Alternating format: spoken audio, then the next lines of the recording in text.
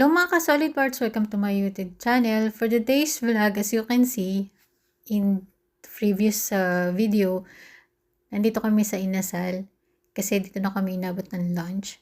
So ayan, waiting for our order. And here we go. Nandito na po yung pagkain namin. Ang in-order ko, combo siya eh. Di ko lang alam yung tawag. Basta yung in-order ko, barbecue, tapos rice, tapos may halo-halo siya, may kasama na siyang halo-halo, and then only rice.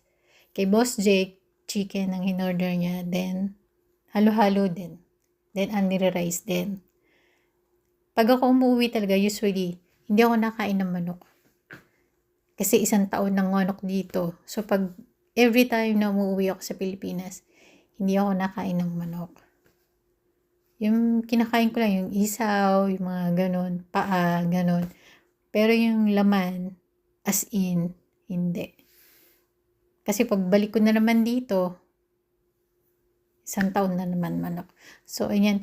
Nakadalawang rice ako ba? Na, di ba, only rice. Nakadalawang hingi ba ako? Kahiyay. Sarap ng barbecue kasi, ang sarap ng toyo. Nakakatawa pa. Kasi sabi ko kay Boss Jake, sabi ko, ang unti ng lagay ng toyo mo.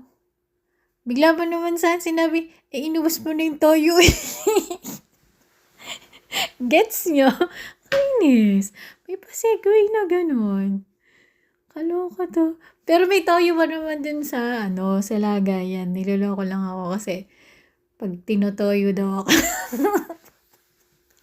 Pasaway.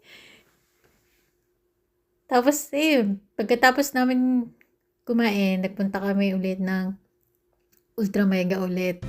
Kasi, disperas na ng piyesta yan. So, bumili kami yung talagang lahat kailangan. So, bumili na rin ako ng red white para kay tatay. Kasi red white lang yung pinapainom sa kanya. Hindi siya umiinom ng kahit na anong alak. Lahat ng kailangan para sa piyesta, binili na namin. So, hindi ko na siya napakita nung pinapak sa box. So, 2 box kasi siya. Tapos, bumili rin kami ng mga disposable na pinggan, na tasa, na baso, na kutsara. Kasi nga, para hindi na ako magliligpit. Kasi every time na umuwi ako ng Pilipinas, ako yung nagliligpit. So, sabi ko, yung gano'n na yung bilhin para wala na akong higpitan. Tapos, after ng pagkabayad namin, nagpunta kami sa Unisan. May binili pa rin ako doon. So, ayan, nandito na kami sa bahay. Kung nakikita nyo, as you can see,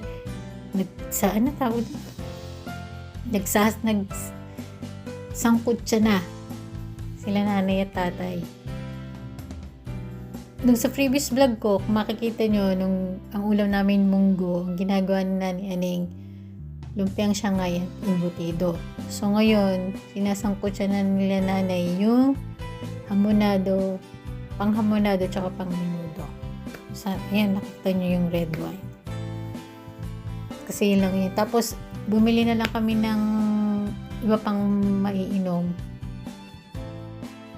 dun sa palengke sa amin sa MNW, basta ng soft drinks at saka ng tatluhan kasi yun na pundador na malalaki. Hindi nga nila naubos eh. May natira pang isa sa bahay. Ewan ko kung nandun pa, hindi ko natatanong sa tatay. So yan, nilalabas na namin ng mga napamili namin kasi yung iba kasi gagamitin na ni nanay. Yung isang pineapple juice nilagay na dun sa panghamonado. Yan, after 10 years, ngayon lang ako umuwi dito sa Lumban, yung piyesta. So, nakaka-excite ba kung anong ganun sa piyesta. Tapos nun, after ng nanay magsangkot siya, ganyan, nagluto naman ako ng mani. Di ba lagi, sa mga recently na video ko, di ba nagluluto rin ako dito sa Jeddah ng mani. So, ayan. Kaya ako nagluto niyan kasi pulutan ba? Nilagyan ulit ng maraming bawang. So, diba? So, habang nag-Netflix kami, di may nangangata kami. Tapos, nagtimpla ako ng juice. Tapos, may ice cube. Ay, naku.